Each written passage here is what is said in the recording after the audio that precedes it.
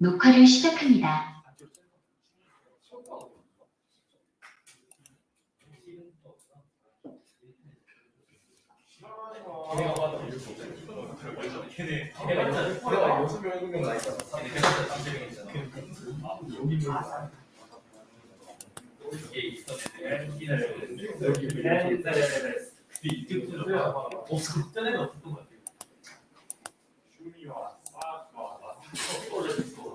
자,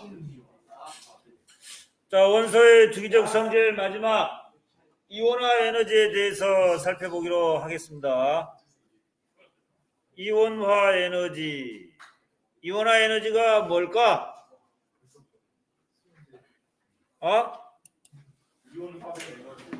이온화 에너지는 이온이 되기 위해서 필요한 에너지죠. necessary. 이온이 되기 위해서는 에너지를 흡수해야 돼. 그러니까 중성 기체 상태 원자 1몰로부터 전자 1몰을 떼어내는 데 필요한 에너지가 이온화 에너지다라고 보시면 돼요. 그래서 예를 들면 우리가 수소 원자 1몰이 있다고 합시다. 그래서 그 수소 원자에서 이제 예를 한번 들어볼게요. 이거죠, 이거. 여기 나와 있어요. 이게 중성 원자입니다. 기차 상태의 중성 원자 M에서부터 M에서 A에게 이제 에너지를 가해주면, 에너지를 흡수하면 이처럼 일가 양이온이 되면서 전자가 떨어져 나와요. 이 전자를 떼어내기 위해서 필요한 에너지다. 내 몸에 이 귀가 하나 붙어 있어. 이 귀딱지가. 이 귀가 하나 붙어 있는데 이 귀를 떼어내야 돼. 그래서 귀를 떼어내면 귀만 떨어져 나가지. 귀만 떨어져 나간단 말이야. 그죠? 그래서 이 귀를 떼어내는데 필요한 에너지가 뭐냐? 이온화 에너지다. 이렇게 보시면 되겠어요. 그래서 이제 일반적으로 예를 들면 이렇게 쓸 수가 있어요. 1몰의 중성 기차 상태 수소 원자로부터 에너지를 흡수를 해요. 에너지를 흡수를 합니다. 에너지를 흡수하면 이 중성 기차 상태 수소 원자 1몰이 어떻게 변하냐면 이렇게 변해요. 수소 1가 양이온으로 이렇게 변합니다. 그리고 전자가 이렇게 떨어져 나와요. 이처럼 일가 양이온과 전자로 분리하기 위해서 얘가 흡수해야 하는 에너지죠. 이걸 갖다 이온화 에너지다. 이렇게 보시면 돼요. 그래서 이제 알려진 바에 의하면 수소 원자의 이온화 에너지는 얼마냐? 이렇게 쓸 수 있어요. 이 중성 기체 상태 원자 1몰에다가 1312 kJ 몰이라고 하는데 이 1312 kJ를 흡수를 하게 되면 이렇게 중성 기체 상태의 원자가 양이온이 되면서 그리고 전자가 떨어져 나와요. 그래서 이 1312 kJ 이걸 갖다가 수소 원자의 이온화 에너지다. 이렇게 보면 돼요. 수소 원자 이온화 에너지. 결국은 수소 원자 이온화 에너지는 보의 원자 모형으로부터 이제 또 해석을 할 수가 있죠. 보의 원자 모형으로부터. 보의 원자 모형은 자 이렇게 핵이 있으면 중앙에 이렇게 핵이 있으면 핵에서 가장 가까운 전자 껍질을 넘버원 전자 껍질이라고 그래요. 넘버원 전자 껍질. 두 번째 핵으로부터 떨어져 있는 전자 껍질을 넘버 2 전자 껍질이라고 그러죠. 그 다음에 이제 뭐 넘버 3 뭐 이런 식으로 그 전자가 전자 껍질 내에서만 원운동한다라고 보호가 이제 제안을 했죠. 그리고 핵에서 가장 멀리 떨어져 있는 전자껍질이 있다고 가정을 한다면 이 전자껍질은 무한대 전자껍질이겠지. 네? 무한대 전자껍질.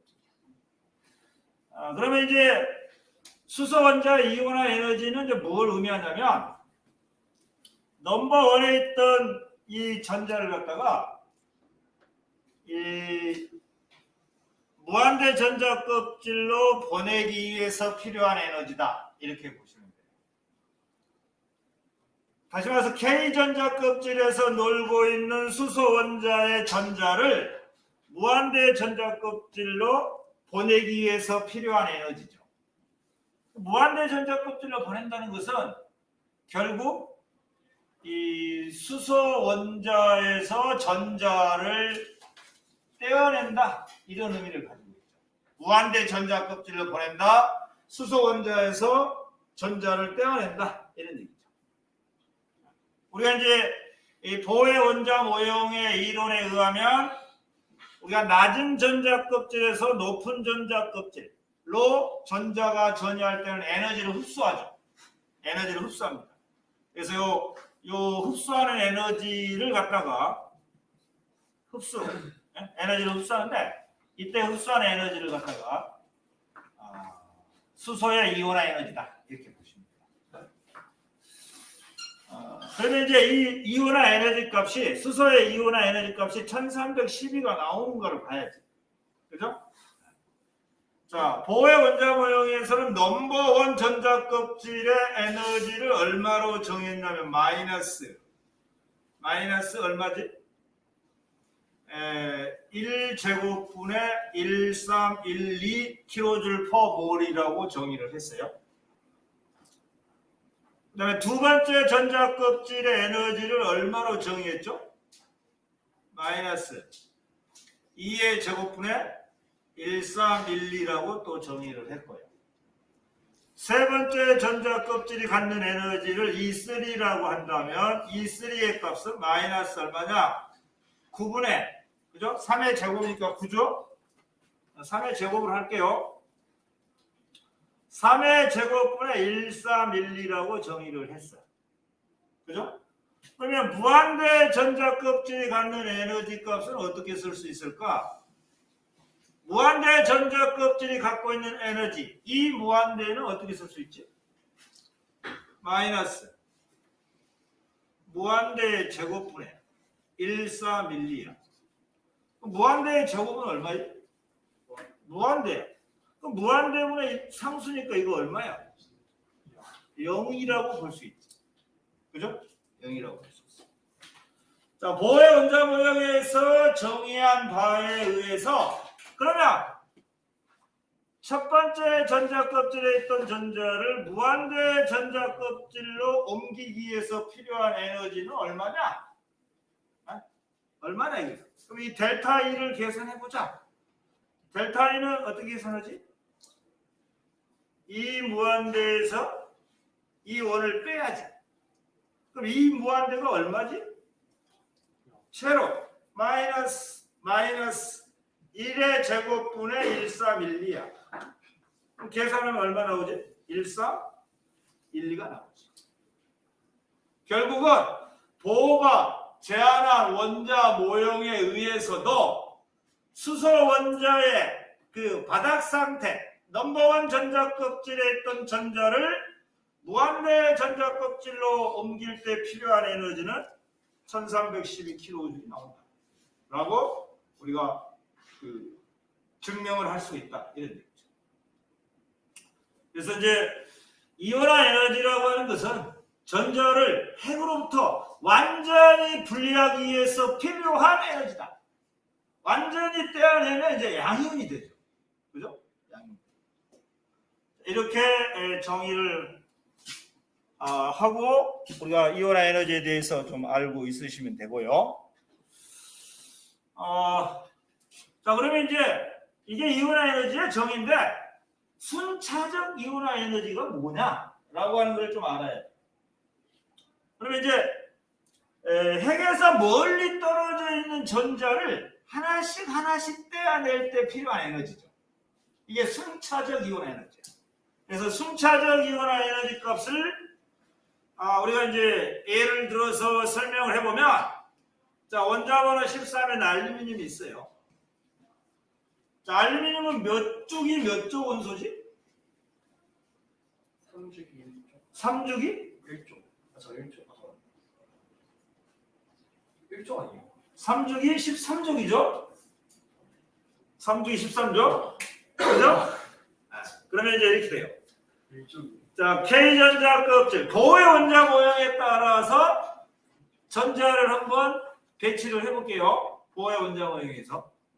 아니면 먼저 이거를 이 오비탈 기호를 사용해서 전자 배치를 한번 해봐요. 오늘날의 그 원자 모형인 전자 구름 모양, 즉 오비탈 기호를 사용해서 전자 배치를 해본다라고 하는 의미는 싸움의 원리, 파우리의 베타 원리, 훈트의 규칙에 의해서 전자를 배치해봐라 이런 뜻이지. 자, 그러면 13번 총 전자가 13개란 말이야. 13개니까 오늘날의 원자 모형인 S 그 오비탈 기호를 이용해서 전자를 배치를 해보자. 1s2, 2s2, 2p6, 3s2, 3s2. 그러면 몇 개지? 12개. 그럼 3p 얼마지? 하나. 이게 되죠. 그죠? 그러면 얘가 K전자 껍질로 보면 되는 거고요. ES2, EP6 요거는 L전자 껍질, 넘버 2 전자 껍질로 보시면 되겠습니다. 얘는 M전자 껍질에 있는 전자, 저항자 수가 3인 전자 껍질에 존재하는 전자다. 그러니까 K 껍질은 넘버 1인데 넘버 1 전자 껍질은 2개 있어요. 그래서 보의 원자 모양에 의해서 2개 이렇게 한번 적어보고요. 자, 그 다음에 L전자 껍질 보니까 2개, 6개니까 8개지. 그러면 어떻게 써야지? 여기 넘버 1 전자 껍질, L은 넘버 2, 8개라고 할게요. 그 다음에 M전자 껍질에는 넘버 3 전자 껍질인데 하나, 둘, 3개가 있어요. 이렇게.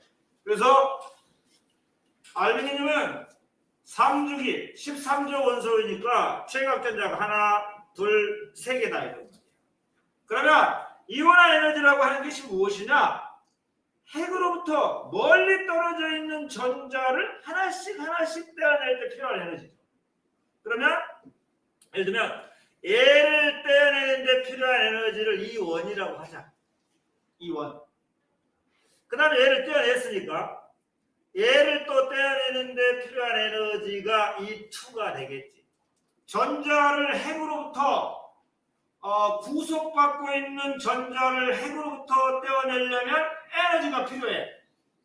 그래서 여기 E2라고 그러고 얘를 떼어내는데 필요한 에너지를 E3라고 해보자.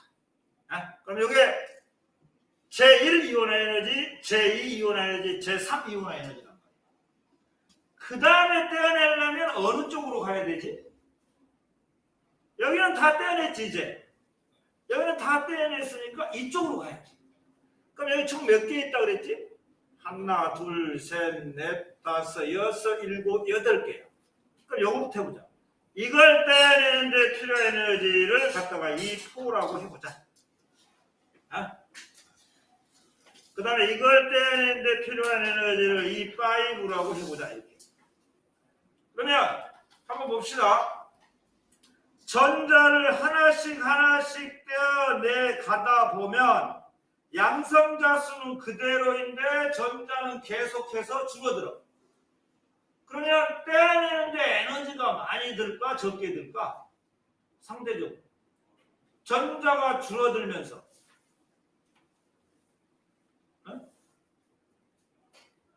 전자가 줄어들면 양성자 개수는 상대적으로 많아지잖아. 양성자 개수가 많아지면 인력이 강해지잖아. 그러면 떼어내는 에너지는 점점 커지겠지. 그러니까 E1보다는 E2가 크고 E2보다는 E3가 크고 이렇게 돼요. 그런데 얘네들은 M전자 껍질에 있기 때문에 에너지 차이가 별로 이렇게 크진 않아. 그런데 얘가 이제 네 번째 전자를 떼어내려면 안쪽에 있는 전자 껍질의 전자를 떼어내야 돼. 그러면 얘네들과 핵과의 인력, 그 다음에 얘하고 핵과의 인력을 보면 누가 더 크겠니? 안쪽 껍질에 있는 전자가 핵과의 인력이 강하겠지. 그러니까 이 경우는 세 번째 전자를 떼는데 필요한 에너지하고 네 번째 전자를 떼는데 필요한 에너지 값을 비교해보면 얘가 인력이 강하단 말이야, 얘보다. 그래서 훨씬 커져. 그래서 13족 원소의 특징, 13족 원소의 이온화 에너지의 특징은 세 번째하고 네 번째 이온화 에너지 값의 크기가 확실하게 크게 차이가 나. 이게 13족 원소의 특징이에요.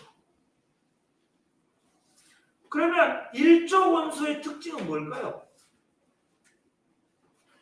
예를 들면 나트륨 봐. 순차적 이온화 에너지 차이를 가지고 이 원소가 몇 족 원소인가를 파악할 수 있어. 네 번째하고 세 번째 이온화 에너지 값이 차이가 난다? 크게 차이 난다. 얘네는 약간의 차이야. 약간의 차이인데 여기 보니까 굉장히 차이 나. 예를 들어서 뭐 200 뭐 근데 여기는 뭐 1000단위 차이가 난다. 그러면 굉장한 차이란 말이야. 그래서 순차적 이온화 에너지 값을 보고 세 번째하고 네 번째 차이가 크게 나면 이 원소는 13족 원소다 라고 판단해요. 자, 하나만 더 해볼게요. 자, 우리가 20번 칼슘이 있어요. 칼슘. 20번 칼슘은 몇 쪽이 몇 쪽 원소일까? 20번 칼슘. 4주기 2주. 네, 4주기 2족 원소. 나와야 돼. 자, 그러면 20번인 칼슘. 자, 오늘날의 원자 모형으로도 한번 표시를 해보고요. 이건 전번 시간 했던 것 같은데, 그래서 안 할게요. 자, 칼슘의 이 전자 분포 상황을 보의 원자 모형으로 한번 나타내 보자. 그러면 넘버 1, 넘버 2, 넘버 3, 넘버 4까지 나가요. 그죠? 자, K, 뭐 L, M, N 넘버 1, 넘버 2, 넘버 4, 넘버 3는 생략하고요. 자, 여기 K전자 껍질에 몇 개? 2개. L전자 껍질에 몇 개? 8개. M전자 껍질에 몇 개? 8개. 8개를 하나, 둘, 셋, 넷, 다섯, 여섯, 일곱, 8개로 할게요. 자, 그 다음에 N전자 껍질에는 전자 몇 개 이제 들어가야만이 될까? 2개 들어가면 되겠죠? 하나, 둘. 자, 그리고 이제 이러한 어떤 원리를 이해하기 위해서는 이 핵과 거리가 가깝잖아요. 핵과 전자와의 거리가 가깝다. 인력이 상대적으로 강하다. 떼어내기 어렵다. 이온화 에너지 값이 커진다. 이렇게 이해가 연결이 돼야 돼요. 그죠? 자, 그러면 이걸 떼어내는데 필요한 에너지를 이원이라고 하자. 이걸 떼어내는데 필요한 에너지를 두 번째 2차 이온화 에너지입니다. 그러면 세 번째 전자를 떼어내기 위해서는 어느 껍질로 가야 되지? M으로 가야 돼요. 넘버 3인 주양자 수가 3인 세 번째 전자 껍질로 가야지. 그죠? 그래서 이걸 떼어내는데 필요한 에너지를 넘버 3라고 그러고 이걸 떼어내는 표현은 넘버 4라고 하자. 뭐 계속 있겠지만서도. 그러면 전자를 떼어내려면 몸에서 깃딱지를 떼어내려면 에너지를 가해야 돼요. 그죠? 그럼 에너지가 필요하지. 그러면 E1보다 E2 값이 더 크겠지. 에? 왜냐면 전자가 하나씩 줄어들면 상대적으로 양성자가 많아지고 양성자가 많이 들면 전자가 인력이 강해져요. 상대적으로. 강해지면 떼어내기 어렵죠. 에너지 값이 더 크게 들겠지. 그래서 E1과 E2의 차이는 물론 얼마 안 돼요. 에너지 값이. 그런데 세 번째 전자를 떼어내기 위해서는 안쪽 곱절로 가야 되거든. 이럴 때는 여기 핵과의 인력, 이 핵과 인력이 강하단 말이야. 상대적으로 A보다. 네? 그래서 차이가 아주 크게 나요. 네? 그리고 E3, E4는 차이가 얼마 안 나. 이렇게. 자, 그래서 우리가 이제 결론 지어서 얘기를 해야 할 게 뭐냐면 이 두 번째 2차 이온화 에너지 값과 3차 이온화 에너지 값의 차이가 크게 나타나면 이 원소는 몇 쪽 원소냐? 라고 하는 것을 판단할 수 있어야 돼요. 그래서 4주기 2족 원소인 칼슘의 A를 통해서 이 경우는 2차하고 3차가 크게 차이가 나기 때문에 이 원소 칼슘은 2족 원소다라고 판단해야 돼요. 알겠어요? 그래서 결론을 얘기해보면 이렇게 돼요. EN과 E의 M 플러스 1의 이온화 에너지 차이가 크다. 라면 얘는 몇 족 원소라고? N족 원소다. 단 여기서 여기 M 플러스 1은 뭐 3, 4, 5가 아니야. 여기는 13, 14, 15족 이렇게 돼. 알겠어요?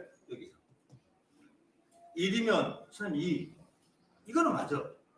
2면 요게 3이 아니라 13족이 돼요. 알겠어요? 요게요. 여기. 그걸 좀 주의만 하면 돼. 이거 3이면 여기가 아니가 13족이면 여기는 14족. 그렇죠. 그렇게 해야 돼요. 왜냐하면 2족과 12족까지는 그거는 이제 우리가 어떤 주기성을 벗어나. 그러니까 요거를 좀 잘 봐주셔야 돼요. 이게 N이 1부터 성립하는 것은 아니다. 1이면 맞아요. 1족, 2족. 그 다음에 2족이면 여기 13족이 돼야 된다. 알겠죠? 네? 여기가 2면 여기는 N에다가 10을 더해야 돼요. 10에다가 2족이면 2족이죠. 여기. 그러면 여기가 2족이니까 얼마죠? 요 M 플러스 1이 13족이 돼야지. 그죠? 13족. 이것만 주의하시면 돼요. 알죠? 자, 그러면 이제 이온화 에너지의 주기성을 볼게요. 교과서 이 84페이지 그 그래프, 그걸 별표를 치셔야 돼요. 자, 이온화 에너지의 주기성. 이것도 이제 같은 주기에서는 어떻고, 같은 족에서는 어떻고, 라고 하는 것을 이제 정리를 좀 해볼 필요가 있는데, 먼저 쉬운 거부터. 같은 족에서는요,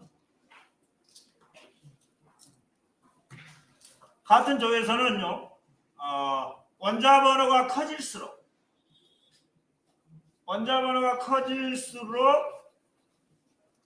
사이즈가 어떻게 되죠?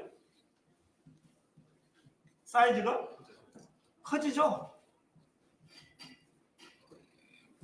그 말은 원자 번호가 커질수록 사이즈가 커진다는 말은 핵과 최외곽 전자를 합시다. 최외곽 전자 사이에 거리가 어떠죠? 멀어지죠. 이렇게 우리가 얘기할 수 있고요. 자, 핵과 최외각 전자 거리가 멀어지면 핵과 이 최외각 전자 사이에 인력이 어떻게 될까? 인력이 멀어지면 점점 멀어지면 인력이 감소하겠죠? 인력이 감소한다. 인력이 감소합니다. 인력이 감소하면 핵으로부터 전자를 떼어내기 어떨까? 핵으로부터 전자를 떼어내기 쉬워진다. 이지하다. 전자를 떼어내기 쉬워요. 전자를 떼어내기 쉽다 이 말은 이온화 에너지 값이 어떻게 된다고? 감소한다. 이온화 에너지 값이 줄어든다. 이렇게 보시면 됩니다. 이게 이제 같은 조개에서의 특징이야. 그러니까 리튬의 1차 이온화 에너지만 따져봅시다. 1차 리튬의 이온화 에너지, 나트륨의 이온화 에너지는 누가 크고 누가 작을까? 리튬이 크고 나트륨이 작죠. 그죠? 그래서 우리가 이렇게 보시면 돼요. 이렇게 아래로 갈수록 같은 쪽에서는 아래로 갈수록 이온화 에너지 값이 어떻게 된다? 줄어든다 라고 하는 걸 알아봅시다. 같은 쪽에서는 그래서 그래프 거기 84페이지 그래프 리튬과 나트륨과 칼륨을 한번 두 개 이어봐. 이렇게 이어봐. 이렇게 이어. 리튬 밑에 나트륨 선으로 이어가. 칼륨 이렇게 선으로 이어. 84페이지 그래프 리나 칼을 선으로 연결해라고. 지금 이온화 에너지 값이 줄어들고 있죠. 리나 칼 연결했나? 연결했다 그래. 리나 칼을 선으로 이렇게 연결해 보면 점점 이온화 에너지 값이 줄어들고 있죠. 리나 칼 선으로 연결해 주라 이 말이야. 자, 그 다음에 이제 같은 주기에서는 어떻게 되느냐를 판단을 해보겠습니다. 같은 주기에서는 같은 주기 이제 지울게요. 자, 리나카 연결하시면 돼요. 자,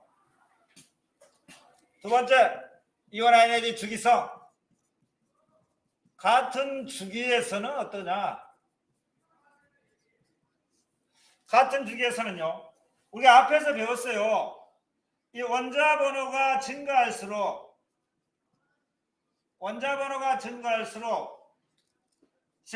ZEFF 값이 어떻게 되죠? 증가하죠. 유효핵 전하의 값이 증가하잖아요. 양성자가 많아지니까. 양성자가 많아지면 물론 전자도 많아지지만 사이즈가 점점 어떻게 줄어들잖아요. 인력이 강해지잖아요. 인력이 강해지니까 사이즈가 줄어들어. 인력이 강해진다는 것은 전자 떼어내기 쉽다 어렵다? 어렵다. 그래서 원자 번호가 증가할수록 ZEF 값이 증가한다는 말은 결국은 원자 번호가 증가할수록 핵과 최외각 전자와의 인력의 정도가 증가한다 이런 얘기죠. 인력의 정도를 우리가 유효핵 전하라고 얘기해. 인력의 정도가 증가합니다. 그래서 사이즈가 어떻게 되냐면 이렇게 돼. 이렇게 점점 사이즈가 줄어들어요. 인력이 커지니까.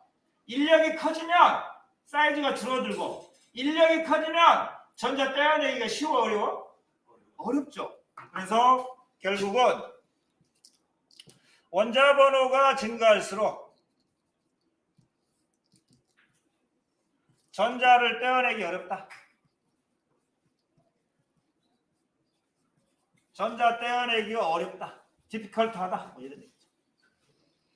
전자를 떼어내기 어렵다만은 어렵다라고 하는 말은 결국 이온화 에너지 값이 점점 어떤다? 이온화 에너지 값이 요 말은 이제 여기서 요걸 좀 유의하셔야 돼. 대체로. 대체로란 말을 붙여야 됩니다. 같은 종에서는 대체로란 말이 없어. 그런데 여기서는 외회가 있어요. 외회가 있어서 대체로 전자 떼기 어렵기 때문에 원자 번호가 증가할수록 이온화 에너지가 대체로 증가한다. 이런 표현을 써야 돼요. 이런 표현을. 그래서 보시면 이제 그 2주기, 이 84페이지 2주기만 봅시다. 2주기를 보면 이온화 에너지 값이 세로축이죠. 리, 배, 둥, 탄, 질, 산, 풀, 레 이다세요. 리튬의 이온화 에너지 값 보시고, 그 다음에 베릴륨의 이온화 에너지 값이 여기 나와 있고, 배, 둥, 탄, 질, 산, 플루르, 네온의 이온화 에너지 값이 가장 커요.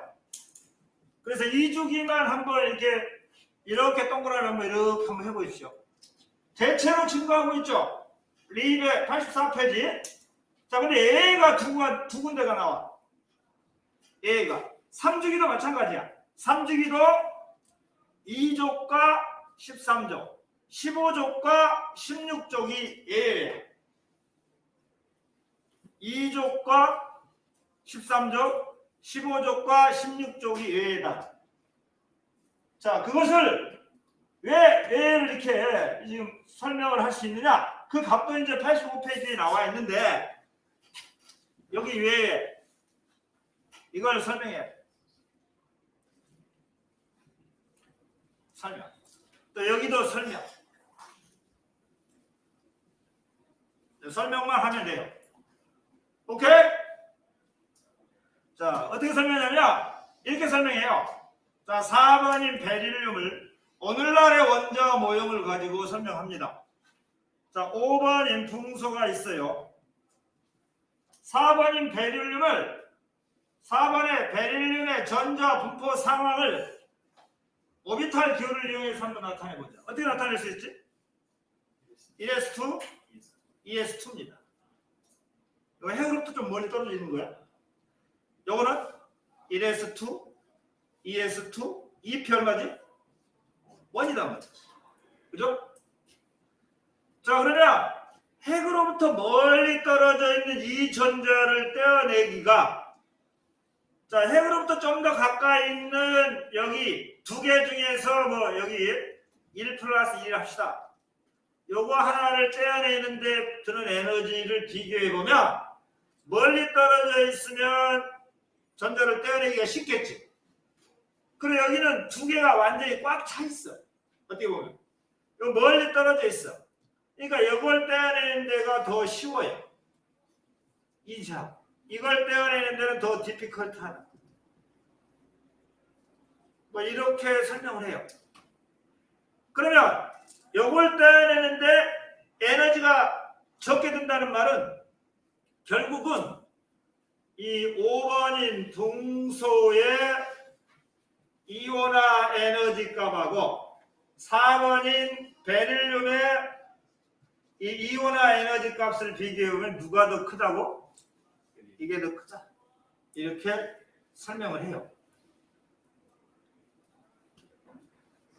자, 그 다음에 이것을 어떻게 설명을 하느냐? 이건 이렇게 설명해.